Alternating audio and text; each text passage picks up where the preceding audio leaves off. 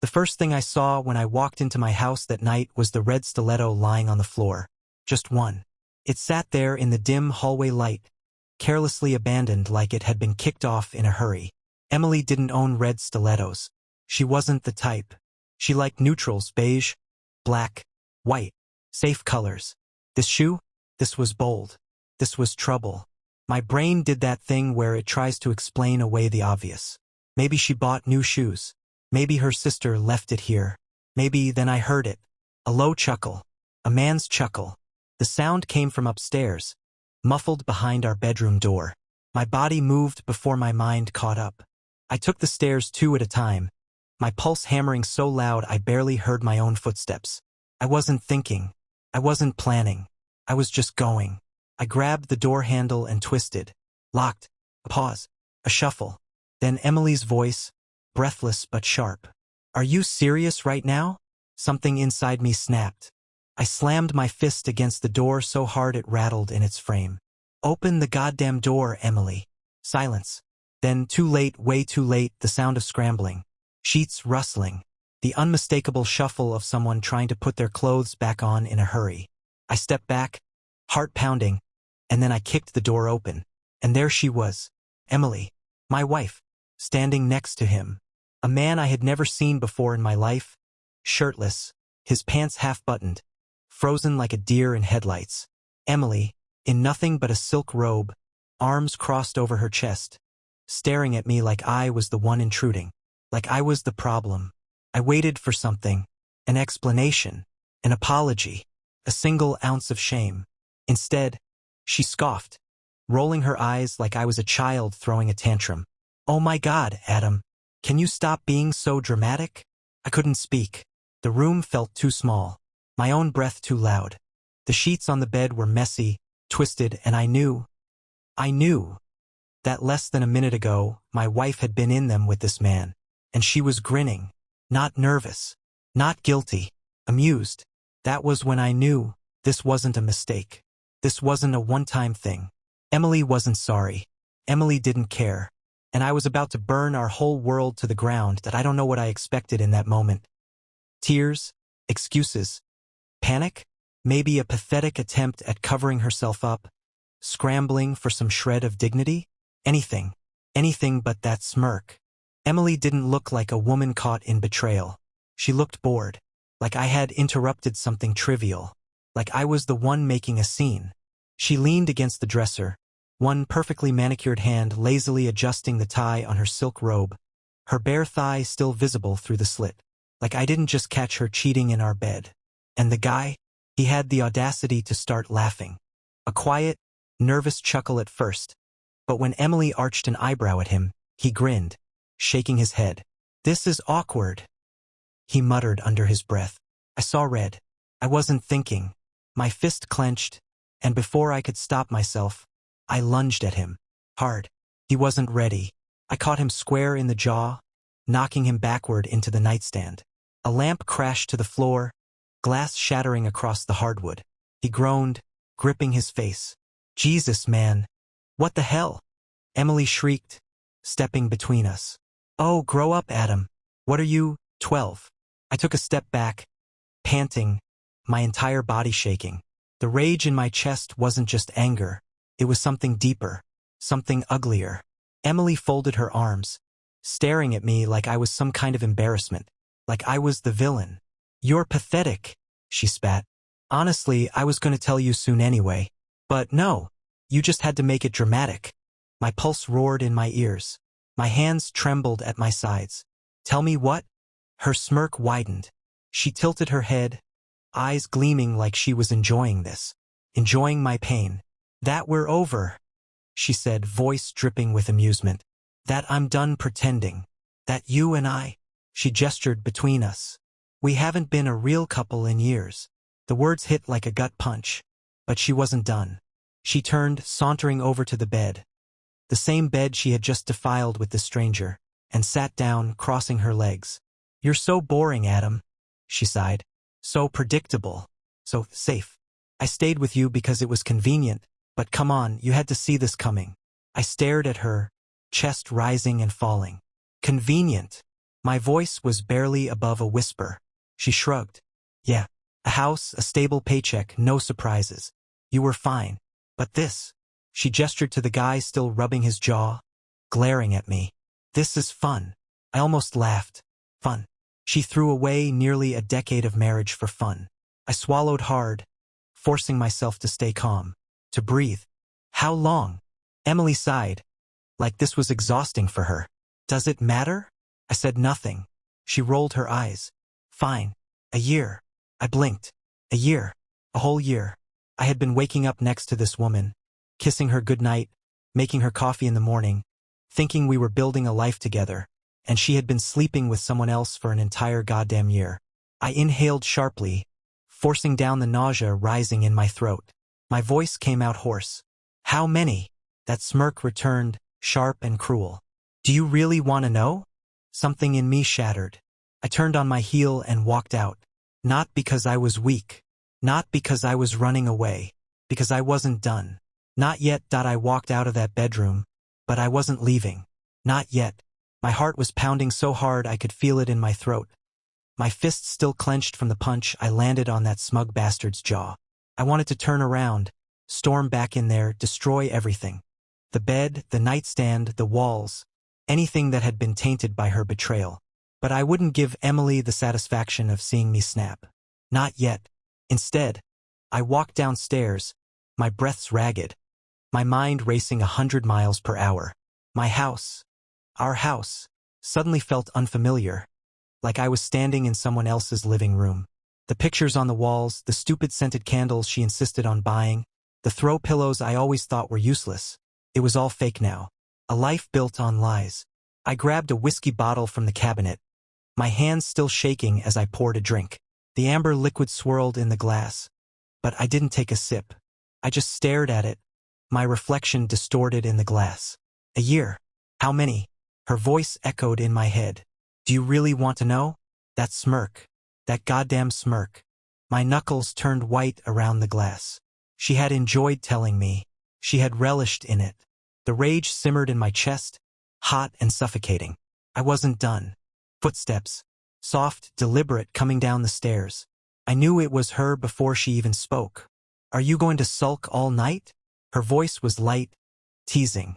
I exhaled slowly, forcing my grip to loosen around the glass before I shattered it in my hand. Don't let her get to you.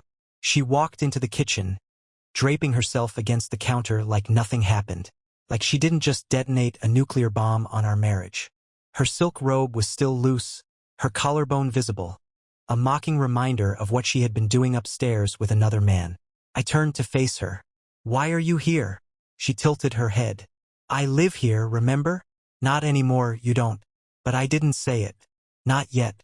She watched me, her eyes scanning my face, looking for cracks in my composure. She wanted me to break.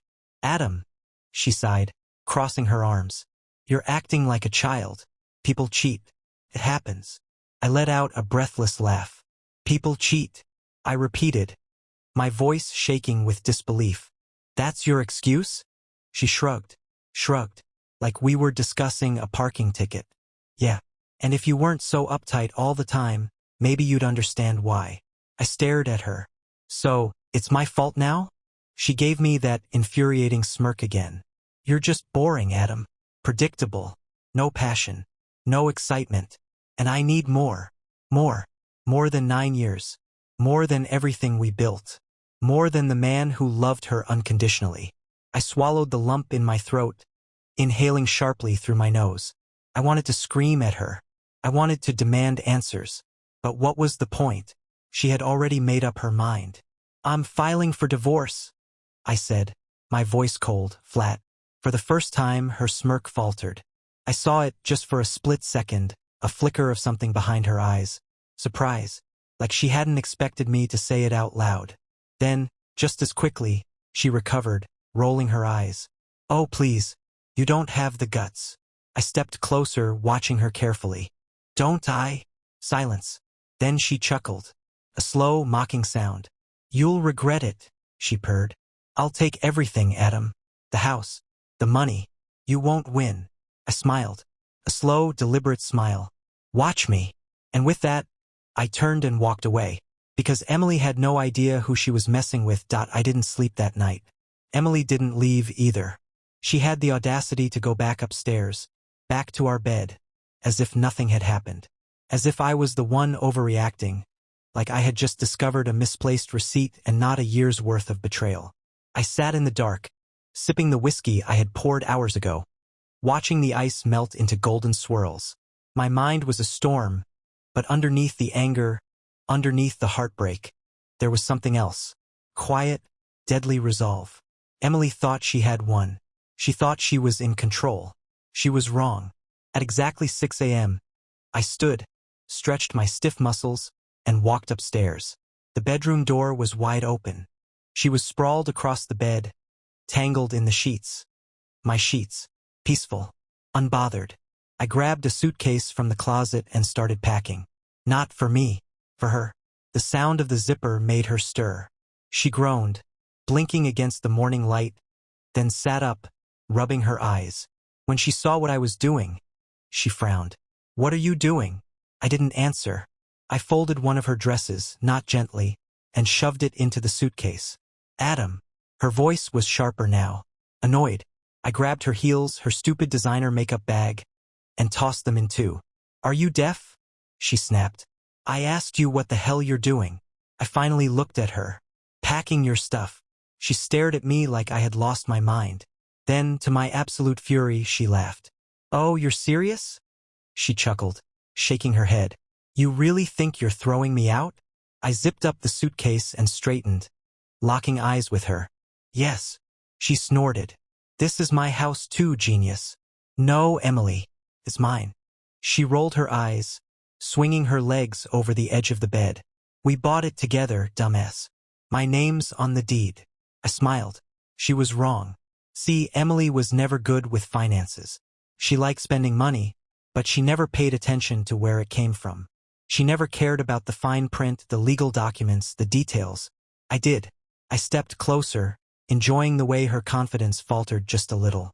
"I refinanced last year," I said, my voice calm. "Took your name off everything."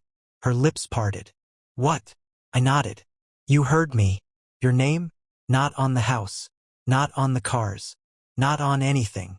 The color drained from her face. I watched it sink in, the reality wrapping around her like a noose. She wasn't as untouchable as she thought. "You're lying," she whispered. I reached into my desk drawer, pulled out the paperwork, and tossed it on the bed. "Read it yourself." She snatched it up, her eyes darting across the pages. With every second that passed, her expression darkened. The smirk? Gone. I crossed my arms. "You made one mistake, Emily." She looked up, pure venom in her eyes. "You underestimated me." Her hands clenched the papers so hard they crumpled. Good. Let her feel even a fraction of the rage I had felt last night. Then she did something I didn't expect. She smiled. Not the amused smirk from last night. This was something else. Something dangerous. "You think this is over?" she murmured, standing up slowly. I didn't flinch. "I think you need to leave." She stepped closer, so close I could see the fire in her eyes. "I am going to destroy you, Adam," she whispered. "You have no idea what I'm capable of." I exhaled, letting a slow, deliberate smirk creep onto my lips. "Neither do you." She blinked, and for the first time since this nightmare started, I saw fear. Not much, just a flicker, a hesitation, a moment where she realized she didn't know me as well as she thought. She turned, grabbing the suitcase, and stormed toward the door. Before she left, she paused, looking over her shoulder. "This isn't over," she said. I nodded. "No, Emily, it's just beginning." She slammed the door behind her, and I was ready for war. The moment Emily walked out of the house, I knew she wasn't gone for good. She wasn't the type to lose quietly.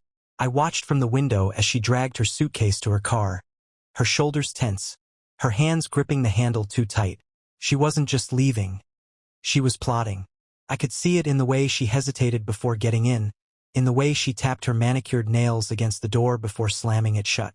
I had backed her into a corner, and Emily was most dangerous when she felt trapped. But that was fine.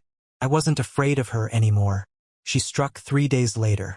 It started with a phone call from my boss. Adam. Greg's voice was tight, controlled, too controlled. We need to talk. I frowned, adjusting my tie as I stepped into my office. What's up? There was a long pause. HR got a complaint about you. I stopped mid-step. What? Greg sighed. A serious complaint. From a former acquaintance. I sat down slowly, my stomach turning to ice. Emily. What did she say? My voice was calm, but my grip on the phone tightened. Another pause. Then, she's accusing you of workplace harassment. I laughed. Actually laughed. A sharp, humorless sound. Greg, you know that's bullshit. I do, he admitted. But HR takes this stuff seriously. We're required to investigate. Of course she'd do this. She couldn't take the house. She couldn't take the cars. So, she went after something else, my job. I leaned back in my chair, pressing my fingers against my temples. Tell me exactly what she said. Greg hesitated. She claims you had an inappropriate relationship with a female coworker, that you pressured her, that she felt unsafe. I closed my eyes. Jesus Christ. Emily wasn't just trying to ruin my job. She was trying to ruin my name. And who, exactly, is this supposed coworker? I asked, my voice deadly calm. Greg sighed. She didn't name anyone specifically, just said there were multiple incidents. Because there weren't any. There was no woman, no scandal, no story, just lies. I exhaled through my nose. Tell HR I want a formal investigation. I'll provide any evidence they need. Greg hesitated. Adam, maybe it's best if you take some time off, just until this blows over. I clenched my jaw. That's exactly what she wants. Maybe, he admitted, but I have to protect the company, and you have to protect yourself. The call ended with a forced agreement. I'd cooperate, but I wasn't backing down. I sat there for a long time, staring at my desk. Emily thought she was clever. She thought this would break me. She had no idea who she was dealing with. That night, I made my move. I wasn't going to play defense anymore. I was going to destroy her. I opened my laptop and started digging. Emily had secrets. I knew she did. The kind of secrets that could unravel everything. And I was about to find them. By the time I was done, I had a list. Names, dates, transactions. A trail of destruction that Emily had left behind, thinking no one would ever put the pieces together. I smiled. She thought this was a game. She was about to lose. I barely slept that night. Not because of anger, not anymore. Because for the first time since I caught Emily with that idiot in our bed, I felt in control. She thought she had buried her secrets deep. That no one would ever connect the dots. That I'd be too broken, too emotional, too weak to fight back. She was wrong. By morning, I had everything I needed to pull the first thread. I started with her finances. Emily always lived lavishly, too lavishly. Designer bags, spa days, overpriced wine nights with her equally soulless friends. But Emily didn't make enough to fund that lifestyle. I did, or so I had thought. A quick dive into our bank statements showed what I had suspected. She had been withdrawing money in large amounts, thousands, at random intervals, disguised as expenses. I cross-checked it with the timestamps from my home security system. Every withdrawal coincided with the nights she worked late. Bingo. She wasn't just cheating. She was paying for something, or someone, and I was going to find out exactly what. Next, I went after her biggest weakness, her reputation. Emily was the queen of appearances. She thrived on admiration, on envy. In her world, perception was everything. She had built an entire persona, polished, successful, untouchable. But I knew better. She wasn't as perfect as she pretended to be, and neither was her job. Emily had climbed the corporate ladder at her fancy PR firm, stepping on whoever she needed to in the process. She had dirted her hands, small things at first, lies on reports, inflated numbers, conveniently misplaced evidence. But then it got worse. Buried deep in an old email chain, hidden in the archives she thought no one would check, I found something big. A fraudulent client deal, a covered-up scandal, felony. Emily had doctored financial records to secure a contract. The kind of crime that wouldn't just get her fired, it would get her arrested. My hands shook as I stared at the emails. Not from hesitation. From excitement. She had no idea I had this. No idea how badly she had already lost. I didn't waste time. That afternoon I made 3 phone calls. To HR at my office. I provided everything I had proving Emily's claims against me were false, including my phone records, GPS data, and testimonies from coworkers. The complaint? Dismissed. To my lawyer. I instructed him to fast-track the divorce, ensuring Emily got as little as legally possible. He was more than happy to oblige. To an anonymous tip line, reporting corporate fraud. I sent them the emails, the financial records, the proof. Emily wasn't just losing her marriage. She was about to lose everything. At exactly 7 p.m., my phone buzzed. A text. Emily, nice try, asshole. You think you can win this? I smirked. She felt it. The shift. The loss of control. I typed back, slow and deliberate. Me, I don't think. I know. And then I turned off my phone. Let her sweat. Because this was just the beginning. Emily always prided herself on being 10 steps ahead. She thought she was the smartest person in any room, the one pulling the strings while everyone else danced like puppets. But that was the thing about people like Emily, they never saw the fall coming. And I was about to make sure her fall was spectacular. It started early the next morning. I was drinking my coffee when my lawyer, Sam, called. She's pissed, he said instead of hello. I smiled. Good. Sam chuckled. She got served the divorce papers an hour ago. Apparently, she threw them at the courier. I leaned back in my chair, taking a slow sip of coffee. And she's in for a rude awakening. Emily had always assumed she'd walk away with half of everything. That she'd bleed me dry in the divorce. That I'd be the one scrambling while she moved on without a scratch. But thanks to my lawyer, and the ironclad prenuptial agreement she had arrogantly forgotten about, Emily wasn't getting half. She was getting nothing. Not the house. Not the cars. Not a single dollar more than what she walked in with. I could practically hear her screaming from here. She's threatening to contest it, Sam continued, amusement in his voice. She can try, I said. She'll lose. She will, Sam agreed. And she knows it. That's why she's scrambling. He paused. She called your job again this morning. I exhaled through my nose. Of course she did. She tried to push her harassment claim again. HR shut her down immediately. I smirked. Emily was unraveling. Her weapons had failed. The lies, the manipulation, the tactics that had worked on everyone else her entire life were crumbling. But the best part? She had no idea that her biggest nightmare was still coming. At noon, I got another call. Not from my lawyer. Not from my job. From an unknown number. I answered. Hello. Pause. Then, you did this, didn't you? Emily. Her voice was different now. Tighter. Frantic. I smiled, letting the silence stretch just long enough to make her squirm. Did what? She let out a shaky breath. Don't play dumb, Adam. I swirled the coffee in my mug, leaning back in my chair. I have no idea what you're talking about. A sharp inhale. You reported me. There it is. I tilted my head, pretending to think. For what, exactly? You know what? She snapped. The emails. The contracts. My job. I didn't respond. I let her sit in it. She took another breath, like she was trying to steady herself. When she spoke again, her voice was lower, almost desperate. Adam, listen, she started. We don't have to do this. I get it.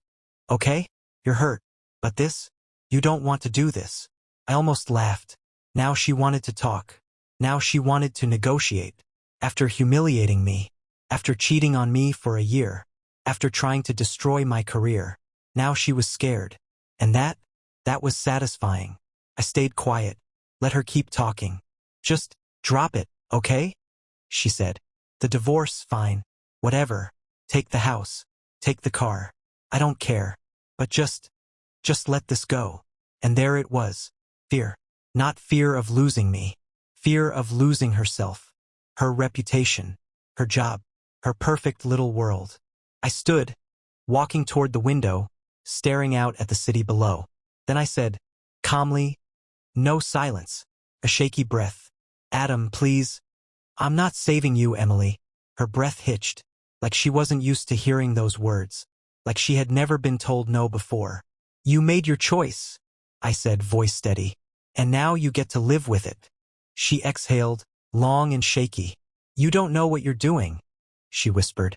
I smiled. I know exactly what I'm doing. And then I hung up, let her drown. Emily always thought she was untouchable, that no matter what she did, she could walk away clean, untouched, undefeated. But that was the thing about people who play with fire. Eventually, they get burned. And Emily? She was about to go up in flames. The fallout happened fast. By the next morning, my inbox was full of messages. From people who used to be on her side. Mutual friends. Old acquaintances. People who had once admired her, envied her, worshipped the version of herself she carefully curated. Now, they wanted nothing to do with her. Did you hear about Emily? Holy shit, is it true? Dude, she's screwed. And my personal favorite. I always knew she was a snake. Emily's carefully constructed world was collapsing. And I wasn't done. At 3 p.m., I got the call I had been waiting for. Mr. Carter? The voice on the other end was formal, professional. This is Detective Marshall. We need you to come in for a statement. I leaned back in my chair, a slow smile creeping onto my face. About what? I asked, even though I already knew the answer. Emily Carter. Pause. Then, we have enough to move forward with an arrest. I closed my eyes, savoring the moment. I'll be there in an hour. Checkmate. That evening, I sat in the courtroom. Not as a defendant. Not as a victim. As the man who watched it all come crashing down. Emily sat across from me, her once perfect posture tense, her polished confidence cracked. She was still trying to play it cool, still clinging to the illusion that she could talk her way out of this. And then the judge started reading the evidence. The financial fraud, the falsified contracts, the corporate embezzlement. With every word, her smirk faded. The room was silent. No more scoffing, no more arrogance, no more games, just cold, hard reality. She turned to look at me. For the first time in years, she wasn't smirking. She wasn't grinning at me from across the courtroom. She was terrified. And I just smiled. Because I won. Emily had spent her whole life playing people. Twisting truths. Bending rules. Charming her way out of every bad situation she put herself in. She believed she was invincible. But even the best liars eventually run out of lies. And that day, in that cold courtroom, Emily finally ran out. The judge's voice was steady, emotionless, as he read through the charges. Fraud, embezzlement, tampering with financial records. Emily sat there, stiff as a corpse, her hands clenched into fists. I watched her closely, waiting for the moment she finally broke. It happened exactly when the judge said the words, "This court finds probable cause to proceed with formal charges." Emily's breath hitched.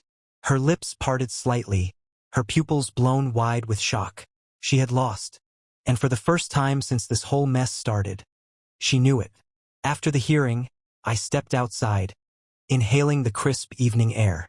The weight that had sat on my chest for months. Gone. Emily was finished. She wouldn't go to prison yet, that would take time. But she would be fired. Blacklisted. Left with nothing but her bad reputation and a pile of legal fees. She had burned our marriage to the ground, thinking she could walk away without consequences. But I made sure she burned with it. I was halfway to my car when I heard her voice. Adam. I turned slowly. She stood there, in her expensive heels, in her designer coat. But she wasn't the same woman I had married. The smugness? Gone. The arrogance? Gone. For the first time in years, she looked small. She hesitated, struggling. I never thought you'd actually do this to me. I tilted my head. Really? She swallowed, her throat working. You weren't supposed to fight back. I let out a breathless laugh. Unbelievable. I took a step closer, lowering my voice. Emily, that's the problem. You thought you could do whatever you wanted, and I just take it. I shook my head. You thought wrong. Her eyes darted away. She was cornered, powerless. But I wasn't finished. I want you to remember this moment, I said, my voice low. I want you to remember exactly how it feels to have everything ripped away from you. Because this is what you did to me. Her lip trembled, just slightly. For a moment, I thought she might apologize, might finally admit what she did. But instead, she did what she had always done. She ran, turned on her heel and walked away, disappearing into the crowd. And I let her go, because I didn't need to chase her. She had already lost. That night, I sat on my couch, whiskey in hand, staring out at the city. I had won. The war was over. And for the first time in a long time I felt free.